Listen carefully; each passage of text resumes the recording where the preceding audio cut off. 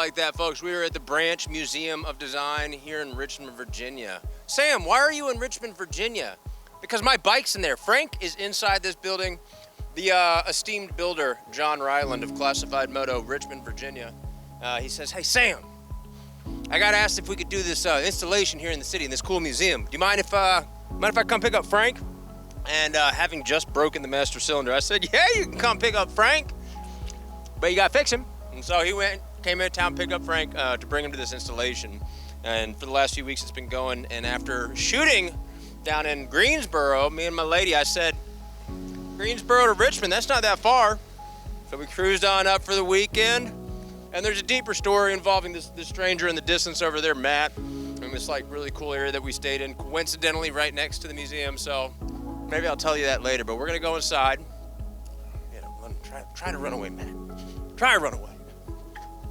But don't look at the pile of trash. But we're gonna go inside, take a look at all the things, see the bike, and then later we're gonna talk to John over in his new sweet spot, Classified Moto, usually secret, usually underground, but let's go, horsecock. So typically when you come to a museum, it's all, you know, ooh, look, don't touch. But when it's your piece of art, you can get as sultry as you want, just freaking. But yes, this is my bike, and it is in the museum in this current exhibition, Ruined. I'm not going to read it to you, but you can pause if you want to read it yourself. But here is a whole collection of Mr. John Ryland's work, all the way down. We got Walking Dead, we got that bike, we got the other bike, and we got the other bikes as well. So take a bit of this and that, but it's pretty cool to see it on display. I've always known that I'm holding on to a little piece of history and a treasure for myself. Bless John and all his really diligent design choices, and me for destroying most of them along the way. But that's how bikes are supposed to be. They're supposed to be ridden. Like, they are art on two wheels, but I'm a big use it or lose it guy. And so it gets miles, and we have some fun, but definitely a different way of seeing things here. But I think we're gonna go back to John's shop, his new shop, and we're gonna have a chat. And we'll find out how this bike came to be my bike. Stay tuned. So usually after coming back from the museum where I was talking on the mic, we were checking out Richmond, we were checking out the bikes, and we were checking out the whole exhibition. I don't need this because it's not plugged in. But I just one into the other. I thought it'd be funny. It's cool though. It's cool, right? And I'll get your sticker put on there too. Oh, sweet. Soon enough. But that said, we're rolling, we're live, we're here. We're none other than John Ryland joining me here. Where are we, what are we doing, and who are you? I'm just a guy. I'm John Ryland from Richmond, Virginia. Classified Moto is my company. And you know all this, but I'm gonna say it for the That's why we're here, yeah. But yeah, we have it's a weird place in Richmond. It's a motorcycle shop downstairs, and then this venue for like events. And then we have we're classified as a hotel, so we have 5 or 6 Classified as a hotel. Yeah, it is classified. Airbnb rooms, hotel rooms, so people can come stay here and they can have events and have a beautiful view of the city and all that stuff. So, but I am a bike builder by trade, but it seems like I do less and less of that over the years because I get bored. So yeah, right now there's the museum show that you talked about, the exhibit. It's called Ruined, because that's what everybody says I do to motorcycles, is ruin them. But yes, there's 6 bikes in that show, including Frank and the Walking Dead bike and a couple of other iconic builds that I was able to get back. And that's what's bringing us together today is Frank and Classified Moto. And now that you guys have a little more context of where we are, our introduction to each other was many moons ago at Sturgis originally. And so that's kind of what the story I'm telling today is kind of how we got together, and then everything I learned about you on the along the way. People like the bike Frank. It's got its own, place out in the world. But this is the guy that built it. And so all the questions that people have about that and say, how'd you get this bike? It all started like almost what? It was 8 years ago, 9 years ago? A long time. About time. I know, it's been flying. Of it. But yeah, because I get confused because we did that motor swap for you was that 4 years ago? Yeah. So I rode out to LA, but before that, I forgot until you just said that we didn't meet around Frank. We met just by chance at Sturgis. Yeah. So, and yeah, you ended up winning the bike, so. Well, and so extra context and background for the folks listening, and I just gave kind of a run through the story to Matt, because Matt was like, how did you even originally end up with this bike? Right. And so I told him, I was like, there's a couple versions of the story, because there's my version, which is probably a little more embellished, but then whatever real version of it was. And so just from my memory, however many years ago it was, I was at Sturgis. I was shooting for a friend of mine, Kelly, at the Wild Gypsy Tour. Yes. And we were staying at the Buffalo Chip, and I had no idea what was going on in relation to, but she at some point brought the gang through the Chip, and we landed at your campsite. This was in partnership with Luxco and the Bourbon brand, and they had been putting on a contest. So give us some background on what the contest was and where you fit in that, and then. Yeah, well, okay, so Rebel Bourbon asked us many years ago to do a contest where I think there were 4 bike builders, it was Classified and Gasser Customs and some others, that would build bikes, and then they would give those bikes away in a sweepstakes or contest. Yeah. And then we would ride those bikes to Sturgis, show them off on stage before some classic rock show. Yeah. And then eventually deliver them to their new owners. And the first, but I can't remember, the year I met you, had we already built Frank at that time, or was that the year before? Because we did it 2 years in a row. I think it must have been the second year then. I don't know if Frank had been built, because I don't know that it happened again. I kept going back to Sturgis from then, but I don't recall another build taking place. But in my experience, when we had, I didn't meet you initially. And so we came, again, if my memory serves correctly, I remember going through. Sturgis, man. Yeah. I remember going through, and it was for, we landed at your campsite, and it was Rebel Bourbon, and I met a wonderful producer, and her name escapes me now, but I think she works for Red Bull at this point. Oh, Lindsay. Zofchek, yeah, she's great. What's up, Lindsay? And we came through, and she's like, oh yeah, I'm with Rebel Bourbon, you gotta try this bourbon. And I'm a beer guy, you know, by choice. And she's like, try the bourbon. I'm like, you know what, I don't want to try the bourbon. I bet it's great. She goes, no, you gotta try it. And I was like, I promise, it's not for me. But eventually she twisted my arm. I tried the bourbon. And after hanging out at Rebel Bourbon's campsite, at some point, I was like, we need to turn this party up a little bit. And maybe I tossed a couple tables. You know, it seemed. I do remember you running it by me at one point. Did I ask? You came up here like, I'm gonna flip this beer pong table over.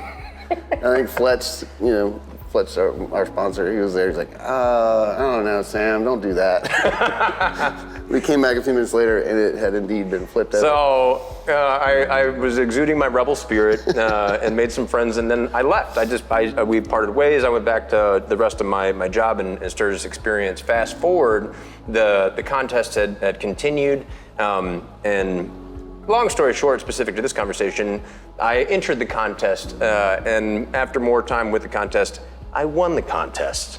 And there was a portion where they're like, hey, you know, of the bikes, you know, available, if you were to win, like, you know, what is your favorite, and give us a little, you know, how you would relate to da-da-da-da-da. And so Frank being this Frankenstein bike, and then Rebel being the bourbon that it was, and as I learned all the things, I chose Frank, wrote up a nice little excerpt, and I came home with it. And he's been with me now for X amount of years, and he still gets miles, and I've had opportunities with him, putting him in films and shows, and all you rode him across the country. Yeah. I only blew it up once. Well, that's why I wrote it back, because we put a motor in it here. Yeah. And I talked to Fletch, and I told him, I was like, all right, so we can do this a few different ways. Yeah. I can ride this bike across country and have like a chase car with a camera crew and all that stuff. That's tier 1. Tier 2 is somewhat less of, you know, support. Yeah. We're still me riding the bike across the country. Yeah. Tier 3 is me just riding the bike across the country by myself with my GoPros and my and drone and stuff. And that's the one they chose, I think, for value. But yeah, that was a grueling trip. But I remember we got there, we went and got some Korean barbecue. Big K BBQ. When was that our actual first proper introduction? No, because I came out when at some point when you got Frank delivered, I remember being there. We're in your parking garage. Yeah. And yeah, because you had a different house and stuff. And, yeah. So yeah, it's so weird because all the time just goes like. Time flies, man. Mixes up. Yeah. Well, and so much like time, you know, it comes and goes in different waves. And so I've been able to share in your journey as you've been, you know, you used to be in the city in a different setup. And then as this has come and grown into its own entity of Classified Moto and what you're up to now. But all along the while, we've been able to, you know, the Rebel 100 was a race that we had here. That was a big hoot. But you're just a really interesting guy. And so similar to me, all the things that we're able to collaborate on, motorcycles have brought us together. Yeah. Well, I think it's interesting you say that because, like, I'm not bored of motorcycles, but I got into it from, I'd never been interested in bikes. Yeah. You know, and I was almost 40, you know, when I started to take an interest in motorcycles just because I hadn't seen anything that I really thought was awesome. Right. You know? And then I started seeing some stuff coming out of, you know, wrench monkeys and stuff out of Europe, and it just was like, I've never seen anything like that. I, you know, can get behind that. But so I got really into it for a while and designing stuff and building stuff. But I realized that as I was doing this, that it was more interesting meeting people, you know, and like bringing people together and having a good time, going to Sturgis or whatever. And at the old place, we used to do karaoke all the time there. And so you can see the stage in the back. They don't play when it comes to karaoke. Yeah. This is an upgrade. Yeah. I am afraid to use my smoke machine though, as I told you, because I don't want to set off the alarms, but I might do it tonight. Yeah, why not?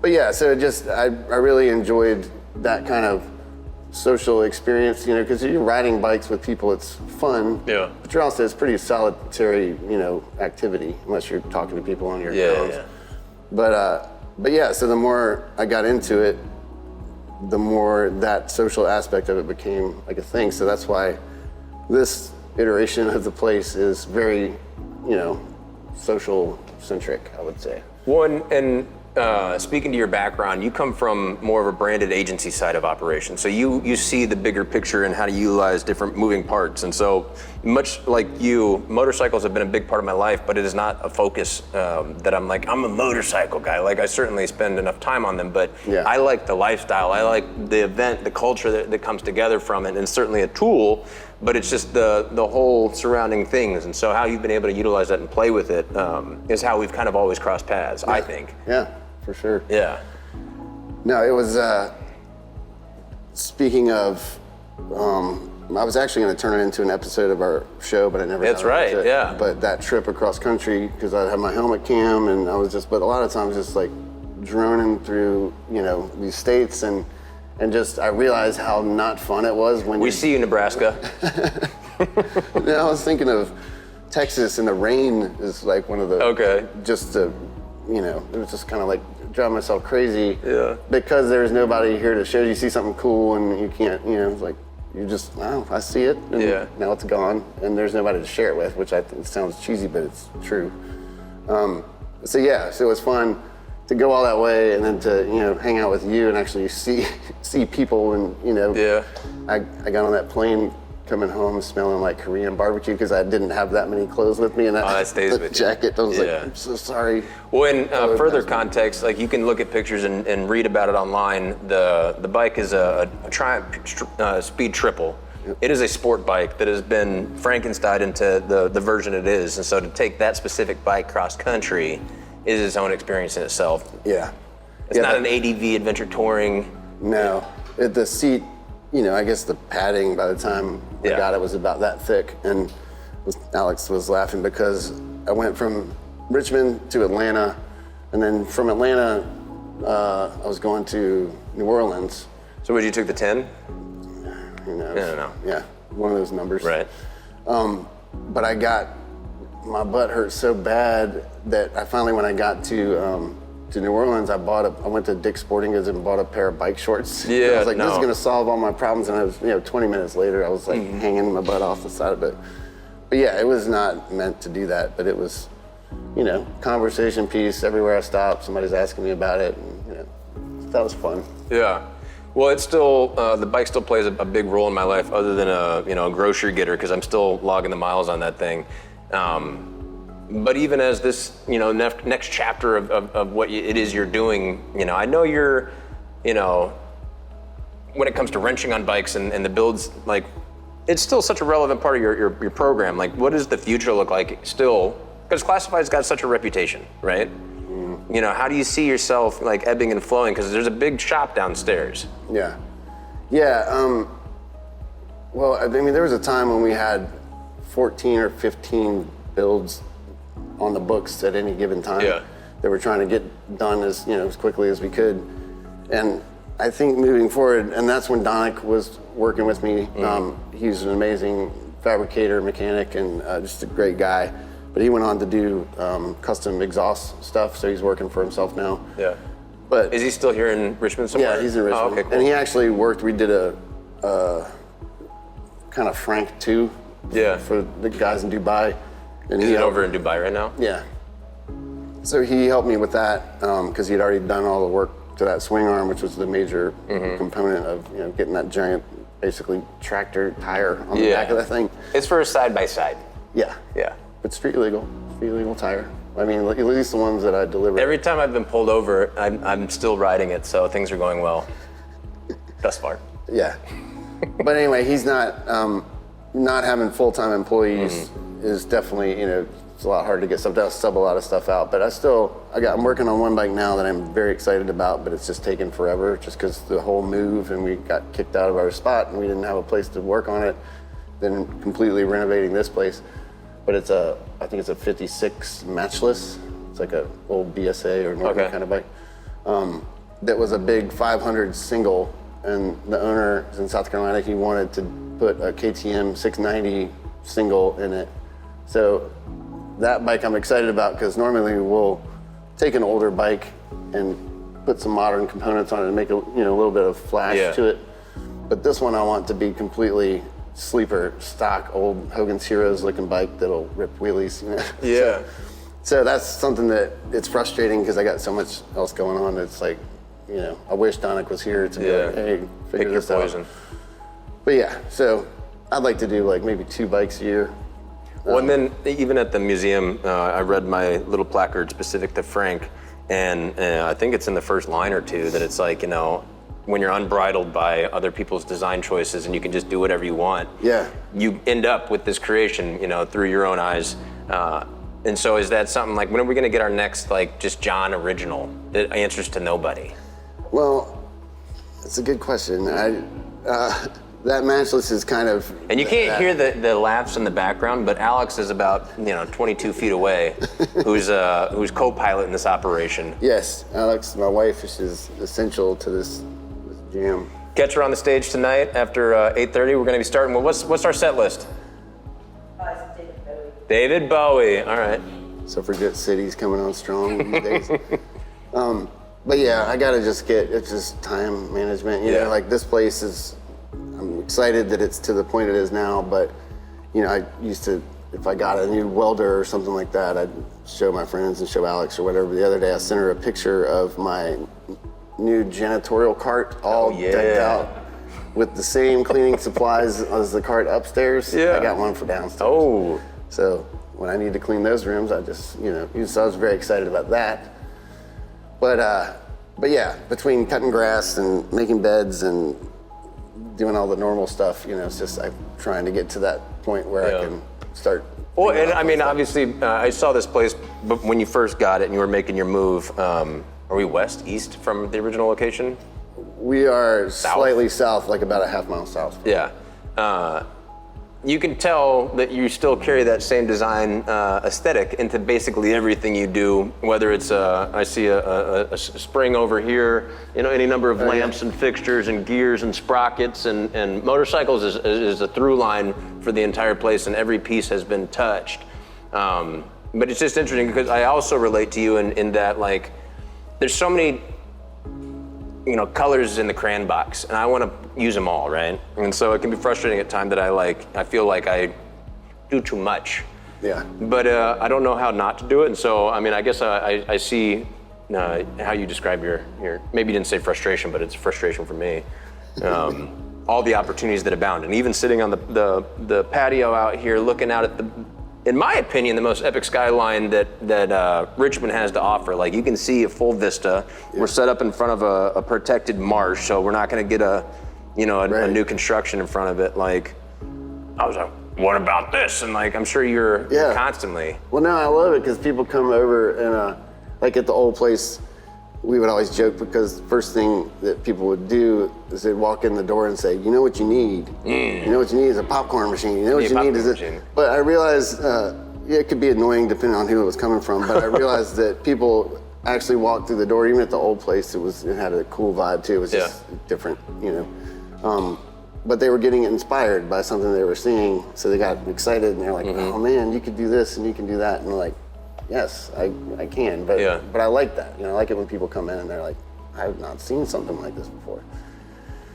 So but as far as all the other stuff, like this, designing this place gave me a whole lot of energy because, for a while, just because I like creating cool spaces, like you walk in someplace, like even in the guest rooms, like you walk into the room and that looks cool, but then you flip the light on in the bathroom, like, oh, this is cool too, So there's always like this little, Well, it's that attention to detail that I think always kind of like next levels whatever the thing. And I'm even looking at what I imagine to be a thrift store find. Yeah. But I know there's painted on it like somebody experiencing some type of moto fun or like everything's been touched. Yeah, I was trying to figure out artwork. I didn't want to spend a bunch of money on artwork that didn't mean anything to me. So we used a lot of Adam Ewing's photography. He shot all my bikes in the studio. Yeah. So there's a lot of that, and then photos from you and other people from the Rebel 100, that 100-mile mini bike race that we did. So there's that, and then there's quite a few movie posters just because I love movies. Yeah. And then the final component is all this bad Facebook Marketplace thrift store art that I get for $20 or whatever. Yeah. Looks good to me. Just like oil, Bob Ross style, a lot of it. And then I have my buddy Anthony, I give him a picture of bikes at a certain angle and he would paint those in there. He always paints some creeper in there like Jason or some Kraken or whoever.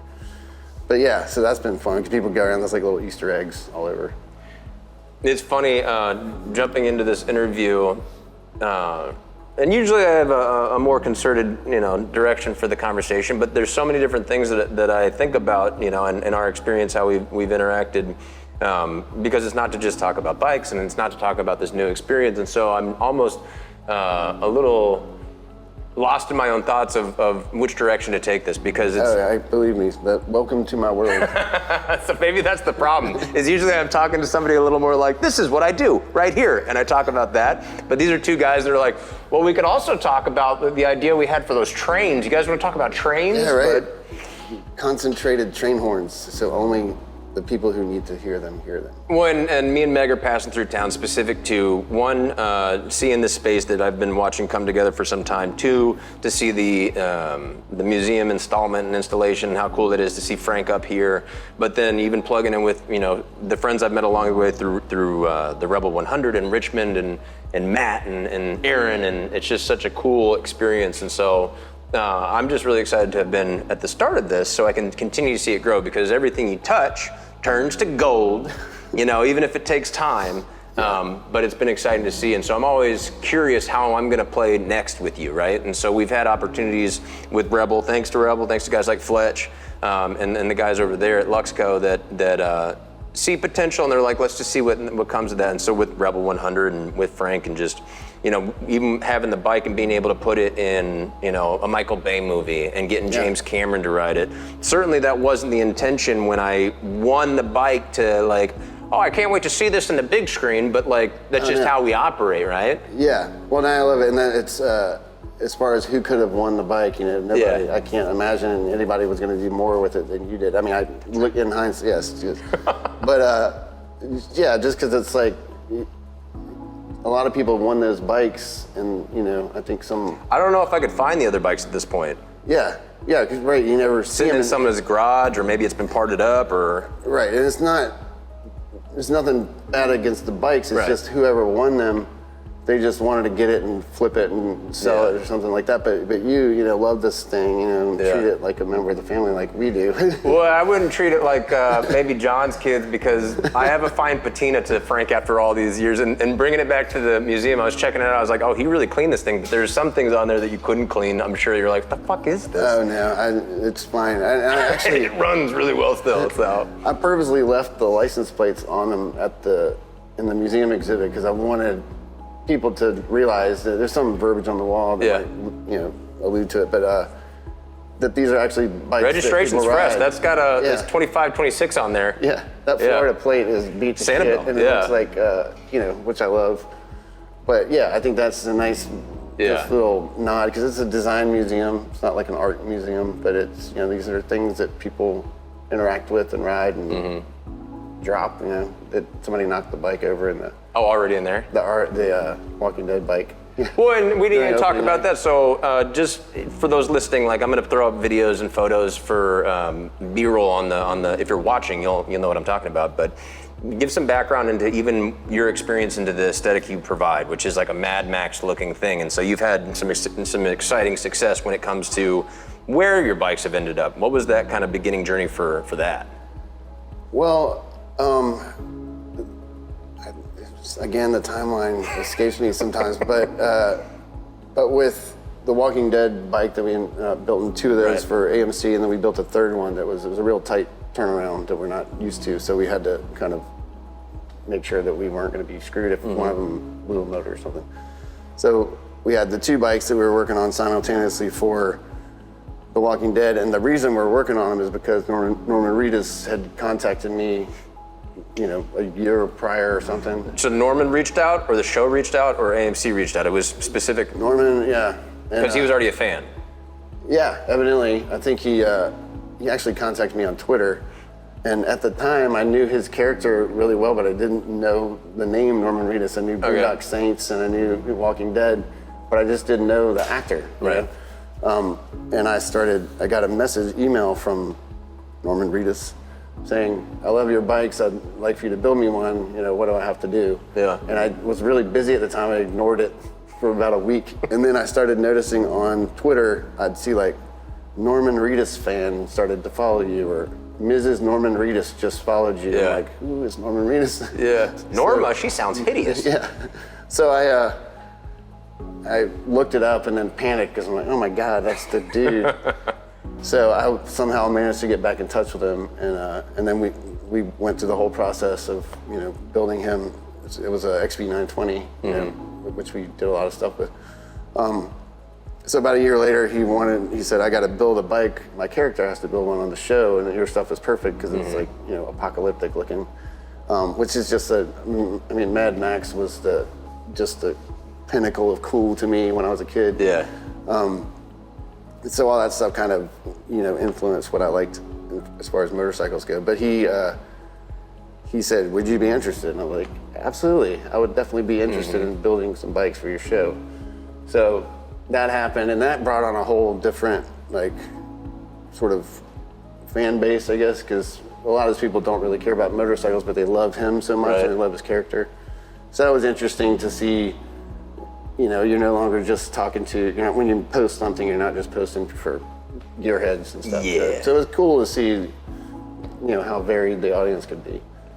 But yeah, so that kind of led to, you know, to other things. But I think when we built the bikes for The Walking Dead, that's right when Fletch at Rebel Bourbon reached out to us, and I don't think they even knew about The Walking Dead bikes. Oh, okay. At the time, he was a fan on his own accord.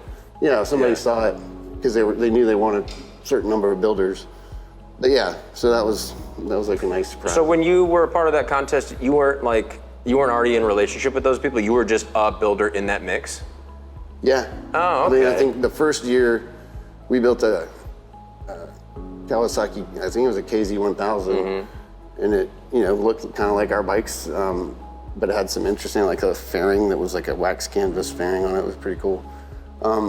But yeah, they just needed 4 builders to, you know, work with their contest. And it was Analog, Cycles, I think Flying Tiger was the other one, and then Gasser Customs and us, I think, and then maybe Greg Hageman had a bike there too, because they upped it to 6 builders, I think, with the following year. I remember there was a Honda, like a side hack. There was like.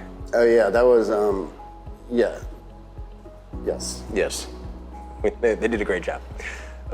He's gonna kill me. Why cannot? Everybody's name Time escapes me. Time. I get hit in the head a lot too, so it's like. Yeah, but yeah, they just found us. Okay. You know, which is always surprising. Like, how'd you find us? It's always one person that saw it somewhere and thought it would be cool. Well, even with social media, it's funny because how I participate in social media, you never know who's watching. So when you put something up and you're trying to strategize and you're trying to make some type of market, make the needle move, and it just doesn't. That's not to say that one of those 2 eyes that were watching what you were doing are paying attention. And then when you were talking about with The Walking Dead, and when people recognized your bikes because of him, and just specific to that, they weren't really gearheads, and that changed your audience. I had a similar experience with Frank specifically when I did that one viral video where I took it off-road onto Sanibel, and that got on any number, I don't know how many millions of views on any number of different platforms. Right. But that took my following and immediately doubled it, which I was like, this is so cool. What I didn't realize was it took my following and, from my opinion, diluted it, because I had built a following of people that were interested in what I was up to, and how I operated and the things I enjoyed sharing. But then once I did that and it doubled my following, people wanted to see that and only that. Yeah. So then I'd do anything else and it was just like, boom. Yeah, I know. It's just it's a different world. Like algorithms and all that stuff. It's like I'll post stuff like nobody's gonna like cauldron of mystery. And yeah. But I should think about it more, because our followers basically, I mean, I can say this, but they go down over the years because there's so many bots and stuff that will just follow you, and if you don't follow them, but I'll go through every once in a while, I'm like, they're fake, block them, instead of just trying to get the most followers I can get, because it was more fun back in the old days where you're doing something new and people would like it because. Well, I thought there was more connection back in the days. It just seemed like there was much more like one-to-one connection and conversation about it, rather than just like a drop in the void of just somebody on the toilet just scrolling and whatever. That's neither here nor there. Yeah, but it is interesting. I mean, as far as talking about like things that are going on now, like AI, kind of just. I know it's an amazingly powerful thing, but I'll see all these bikes that obviously have taken parts of our bikes, in the AI mix, and created this really cool looking bike. And you look at what looks kind of like a Triumph logo on it, and it's all like Greek or whatever, because it's AI. It's not real. Yeah. But that's kind of frustrating because I had this one guy email me so mad one time because we did a poster that had 17 of the bikes that we had built, and this guy emailed me, and he was like, I think he was in France or something. He was so mad because I had taken his design of his poster, which was basically 17 of my bikes and then the logo in the corner. And he was like, you have stolen this design from me. And what he does is make, at the time, it wasn't AI, it was just Photoshop bikes. And I lit into that dude. I was like, hey buddy, look at this. This is a poster from Honda. This is a poster from, all these different things. That's how you present 17 bikes, if that's what you're doing, and a logo. Yeah. It's like, you did not create this design. And furthermore, we built and tested and, finished and delivered every one of those bikes. You just Photoshopped all that stuff. And I was just like, I was so fired up. Normally I don't like whatever, but he was just pissed me off. Well, that's like art is influenced by all things. We're a creature of our own creations, and so we got to take in what we can. Yeah. No, it's interesting. The idea of AI and algorithms and analytics and whatever. How do you keep yourself from being so influenced or unbridled? How do you stay just like true to yourself and your craft? Like, what lets you go this direction and go, yep, this is good for me? Well, one thing, as it relates to technology and all that stuff, I always think I've got kids that are in the workforce now or college, and I'm always thinking like, wonder what path they're going to take. They can't just be immediately replaced by a computer. Right. And so I think about it a lot. But for this place, this is the part that you can't AI, you know, you invite people over, they all interact in real life and have a good time. And so that's one thing that, you know, I think the spaces in, you know, bars, restaurants, and, you know, even these like pickleball places or whatever. What are they called? The third spots, the third places? It's like you have your home, your office, where you work, and then where's your third spot that you commune? I like the way you talk about that. I won't take credit for it, I mean, but you heard it here first. But yeah, so to me, that's like the motorcycles, it's even that in our digital age with Instagram and everything, even a cool motorcycle design can be AI because 99.99% of the people who interact with any of our builds are never going to see it in person, never going to ride it. They're just seeing it on a little square on their screen. So when you think about it that way, ours is just as good as that, you know, really super clean AI version that's on there. But if you are trying to build a community in a specific city or wherever, then I think that's the kind of thing that just interests me because it's like, well, I mean, I don't see how AI is going to keep us from doing karaoke here and having a good time. The karaoke specifically. Well, and I think I'm finding too, similar for myself, you know, as I dive deeper into an online world where these go out and I'm generating a community and people can listen. Like, you can AI podcast at this point, just come up with your topic and it'll make two voices and two people, and it's just wild. Yeah.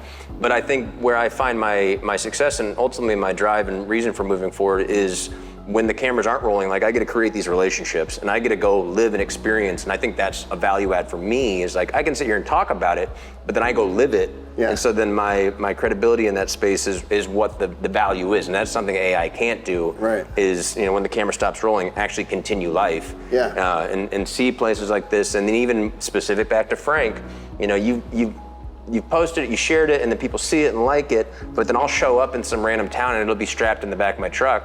And I've met, you know, I don't know how many people, like you were with me. We were in some Knoxville, and some kid is like, we were somewhere, and he's like out by my truck when I came out after eating or something. And he's like, hey man, is that Frank? And he's like, is that this bike? And he showed me a picture. He goes, I have this saved as my background on my phone. And I was like, it is that bike. He goes, no way, I saw this, I've been following it. And then he's telling me about his bike. And I was like, you wanna see a burnout? And so I got up in my truck. And so this was something that went from, you know, his digital experience, and I got up and it was still strapped down to my truck, and I just was like, ah! And so like that's the real world experience that we still, you know, I'm in different industries I operate in, people are so scared of AI for any number of reasons. It's a tool, and it'll always be that. It's not gonna replace you unless you're a lazy piece of shit. Go out, get creative, and find what moves you, and the more you focus on what inspires you and how you can affect and grow with people around you, you can sit in the back of your truck and do burnouts all day, and AI can get fucked. Yeah.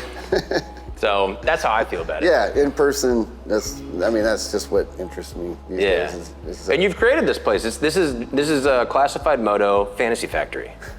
Oh yeah. Right? Oh, dear that. Y'all, John Ryland. With Classified, how did you come up with the name? And like, clearly it's not a secret, like you can come stay here, but there's still a bit of mystery to this place. Yeah. Is that just because you're like, well, because my advertising, you know, is lacking funds or something?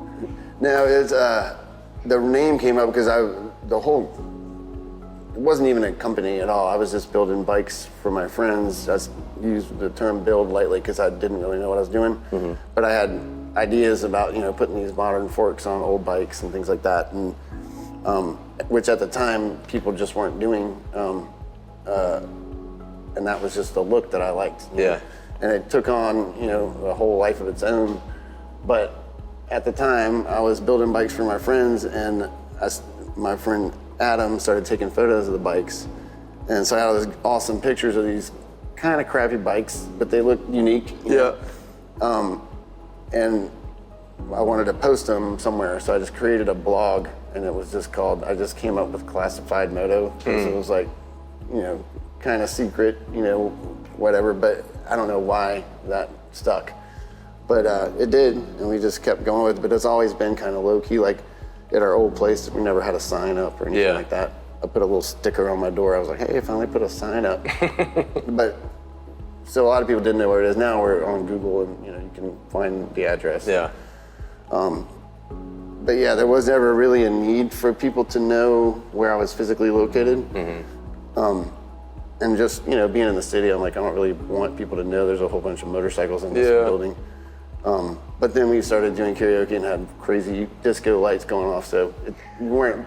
Total aside to all things motorcycle and all things I see here, other than what's behind me, what's the big draw to karaoke? You guys are consistent. I've been through town a couple times and I've always ended up on the mic. Like, how often are we singing karaoke weekly, and where did this start? I think we both. You just had that beat in your heart and you just had to let it out. I started singing karaoke when I was terrified. I started singing karaoke when I was like in my mid-30s. I went and saw someone who sang terribly on stage, and I went, I can do that. I can sound terrible on stage. I can sound terrible. Why am I so scared? And when John and I met, I think he was just starting to get into karaoke, and I think that was probably why we fell in love. I'm not too sure. Man, I want Just your mutual appreciation for karaoke is what brought you together. It grew over time. Yeah. It's at its peak, obviously. And you've been harmonizing ever since. That's right. Yeah, when we got married on this stage, and we didn't do a first dance, we did a first karaoke. Aww, when was that? I didn't get the invite. No one really got it. It's December 27th, so my kids were in town, so we were trying to figure out a time to do it when everybody's gonna Because you went from just Alex and John to because your Instagram changed. I just put my name to Alex Ryland, but I changed it.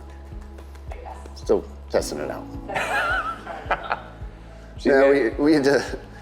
The first time I did karaoke, I was riding with Adam, my photographer buddy, and one of my old mechanics, Ricky, from Richmond to Pikes Peak to watch the hill climb. Adam was going to shoot the guys as they were coming across the line, you know, all amped up. So What year was this? I want to say 2012 or something like that. I mean, it was a pretty long time ago. But so we were driving across country, and we got to some silver dollar bar type place, and they had a karaoke thing going on. And I was like, "You dare me to do karaoke?" He's like, "I'll give you $20 if you do karaoke." So I got up and sang "Dream On" by Aerosmith. Oh yeah. It was terrible. How's the range there? Yeah, it wasn't my best, but then the KJ, the mistress of ceremonies, DJ KJ, she was impressed enough that she wanted me to sing "Islands in the Stream" with her, so I did that too. And then I looked back and I was like, and Adam was just talking at the table. He was not even paying attention to me. But yeah, then after that, I used to kind of be against karaoke because we would have things at my old garage, like at my house, that was open mic thing, like oyster roast, and then we'd have an open mic thing. And we made a big deal that it's not karaoke because you have to provide your own music. Yeah. And then, but then I learned to appreciate it. The tone deaf reigns supreme. Yeah. Yeah. No, I'm a big fan myself. Like any excuse, like I'll go out. I got no shame in it. You're not supposed to be good, and if you are, you're trying too hard. But I think it's great. Yeah. I mean, I can fire it up. Well, tonight I think at what time is it tonight? There's 8 o'clock. Come be a guest. Show up. Pick your tune. But well, I don't know. We've covered a lot of topics, but again, my brain still reels because there's so many different directions that I can take it, and it's interesting just because I always have a pretty clear, concise, direction for my conversation. But that you're just like so similar to me that I just see so much different potentials and ideas that I'm struggling to rein them in. But yeah, well, I should warn you about me. Yeah. That like if I ever it's not unusual, and this isn't bragging or anything. This is just saying something about me. Like if I take my car to the shop and I'm like, I don't know, like I'm like I can't figure this out. Take somebody to take a look at it. They're always like, I've never seen anything like this before. Like I feel like I'm like every time I'm just gonna hand this off to somebody. They're like, well, we can't. Even this place, trying to get insurance for a motorcycle shop, a music venue, and a hotel. They're all like, well, we've never done anything like this before, so everything's like this new, which is I feel like I'm on the right track. You're a trailblazer, man. If you keep running into things that people haven't seen, I mean, that's what it's all about, is doing something that isn't, like everything else. But well, I relate to the beating of our own drum, and I'm excited to hear it. tonight on stage, out of tune, offbeat. But I'm excited because this conversation will continue. I'll still be writing Frank. We'll have more stories to tell. And at least this stage, I'm going to be featuring a lot of the space because I'm excited for people to come and it to continue to expand. And any number of reasons. There's no, there'll be a show here at some point. Is there a regional moto show in Richmond, or what's the nearest one? Like a festival, or I don't know. It's nothing like the One Moto or hand built show or anything like that I know of that's been around here. There's some kind of local. Yeah, because this feels like what would serve into that experience, and then all the OEMs show up and they're like, hey, can we just be a title sponsor and act like we're part of this? That's fine with me. Yeah, that's fine with us. That's fine with us. Title sponsors, call us. Yeah. Yeah. Well, and big shout out to Rebel Bourbon.